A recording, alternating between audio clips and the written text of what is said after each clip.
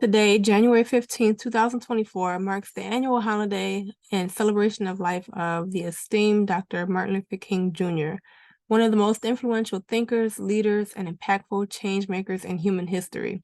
This year, the holiday also falls on his actual birthday of January 15th, and he would be celebrating 95 years of life. So much can be said in that alone. 95 years of life. The man literally is still living with us in our time and would still be physically living here with us in our time at age 95.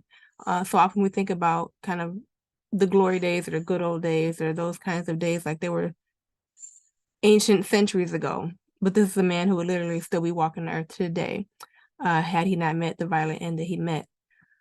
So it's just very important as we celebrate the life and celebration of this great man, this great leader, that we think about the humanity of him and how he would still be alive today and still probably be having so much to teach us today.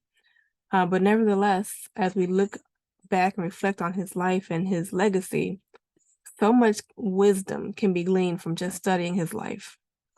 Aside from the qualities we know him for, most especially, which include courage, bravery, conviction, oratory, his oratorical skills. I mean, these are just a few of the skills, a few of the character traits that he embodied and that we look up to. However, today I want to focus specifically on legacy.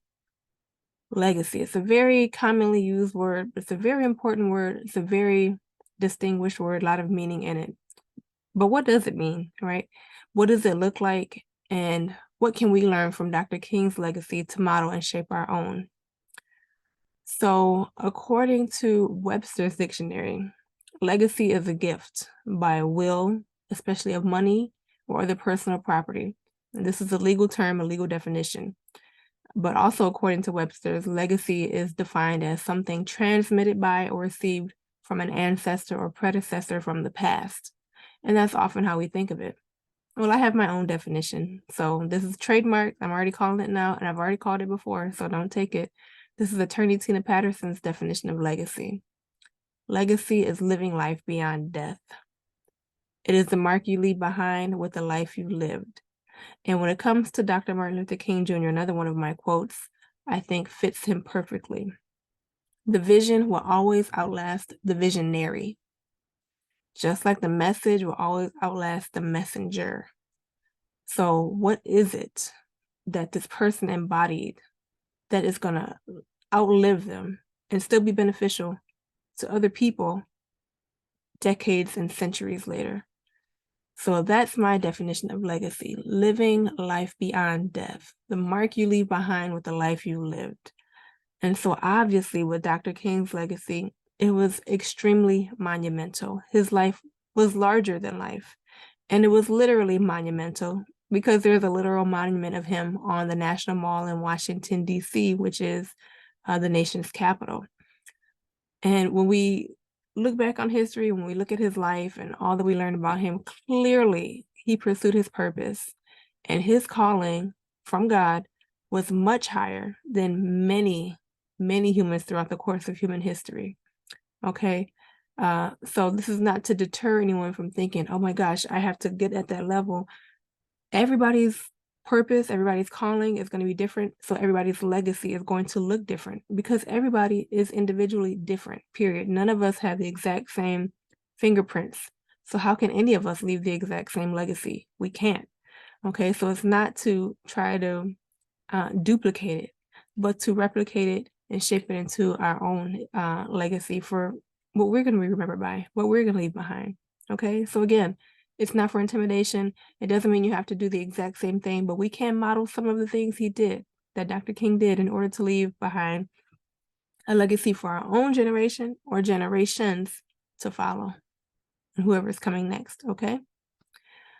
So I want to look at a few key areas and where Dr. King left an enormous legacy to follow, and how we can also do those things. We can just model these things, and that can just create and add to the legacy we leave behind. So the first one is instructions. He set the standard, instructions. And I'm not talking about just oral instructions. We know he was a great orator, We know he was just a powerful, captivating, commanding speaker without even being like so fierce, because his voice was just very low sometimes and very calm, right? But it was still so powerful, so passionate that we can feel the message like he was speaking only to us in that room. But he also left written instructions. He left books. This is just one of his books here that he wrote. Okay, where do we go from here? Chaos or community? A lot of us don't really, I won't say we don't think about it, but so many of us have a life story and no book. We haven't told the story. Or we have a life story and maybe we've licensed it to other people, right? Or we've just kind of passed on the legend or passed on the tale from generation to generation, but it gets lost in translation along the way, right? So people can easily take out a word or two here and there, and the message is totally different, excuse me, from the one that you actually preached while you were here. Well, Dr. King wrote his own book. He wrote his own story, and this is not the only one. He wrote a couple. Another very powerful one is Letter from a Birmingham Jail. And these are powerful testimonies of the trials and tribulations he faced while battling the evil and oppressive but legal, right, forces of Jim Crow in the South. And this book in particular, if you have not read it, please do. You're doing yourself a disservice. This book here is a social and analytical diagnosis of literally where do we go from here as a society, as a community, as a world. It's not just rhetoric, it's not just theory. He lays it out specifically what we need to do to change to make it better for others. So instructions, he left us written instructions, books, manuals, literal manuals to guide us in our journeys on life, because, you know, he's not going to be here. He's no longer here, but I can still read and understand his words in this book. So books are very powerful tools for legacy. And a lot of people don't think about it. They think about wills and trusts and written documents of that nature, which, yes, that too. But books are very, very powerful indicators of legacy. And one thing I do want to do, since Dr. King was a Christian preacher, is put a verse in here that really kind of I use to look back on when it comes to written instruction and following that throughout history. The scripture is Romans 15:4. Whatsoever things were written aforetime were written for our learning, that we through patience and comfort of the scriptures might have hope. And so when I hear that, this was New Testament is talking about the stories of the Old Testament written for our comfort so that we may have hope. I think about just his books, especially the letter from the Birmingham jail. He's in such a low place in jail, writing this letter, but still expressing such hope, perhaps for himself, right? Just to think about a better situation, but also for us, because things were not great, especially as African Americans in that time. But it's not to leave us there and be stuck with what our conditions are, our circumstances are. It's to give us hope for a better future. And when it comes to legacy and leaving something better for the next generation, what more could you ask for? Leaving them something better than what we have today. And we can always build and always improve upon it. And so writing written instructions, written inspiration, that's another one, inspiration, is just so powerful in building legacy. Now, do you have to do it exactly like Dr. King and be jailed and do all these things? No, you don't. But leaving a written testimony for people to really follow and understand and apply to their lives for a better future is very powerful. The second thing that we can model, so the first one was written instructions / inspiration. So written instructions through books, through letters, through things of that nature. The second one are institutions. And this is one that so many people don't do. Even people who are very distinguished, have amazing careers, they don't establish institutions. Dr. King did in his lifetime, and then even after his life ended, his estate. So the first one that he established while he was alive was the SCLC, the Southern Christian Leadership Conference. And that housed his work. It was not just him as a single individual, right, challenging oppressive laws. It was the organization. It was the institution. And there were people that were associated with that. And that organization could partner with other organizations with resources to take on these fights, these battles, these challenges. Now, do you have to do that? No. But what kind of institution can you establish? You can establish a family business. You can establish a family trust, right? You can establish a nonprofit that you would like to leave your legacy through, right? There are many different ways to do this. And to me, this is not lifted up enough, particularly with African Americans, to do this and house legacy, not because you want to be glorified, but because you know the work is so great that the work is still not going to be finished in totality when you are. The work is always going to continue, and it can continue through this institution, not through your own individual life. And so that's a very powerful principle when it comes to leaving a legacy, is to institutionalize it in a very credible organization, like a business, like a nonprofit, like a church, right? Like a trust, a family trust that's going to continue to do things. I mean, so many different ways, and you can get really creative with it. But the point is, it exists. And we don't lift that up really in the context of Dr. Martin Luther King's life. Again, his qualities, his values, his character, all of that is to be modeled, replicated, praised. But the more tangible things that he did, like institution building, we don't talk about that enough. And that's a key that we need to bring about when we're talking about legacy. So that was the second key. The third one is influence. Now, this might seem obvious, and it is, it's very simple, but influence, because success needs successors, other leaders, the next generation and beyond. Dr. King was not trying to do this single-handedly. Dr. King knew that the work was bigger than him. So he left written instructions, he established an institution, and he influenced other people and empowered them to act as well.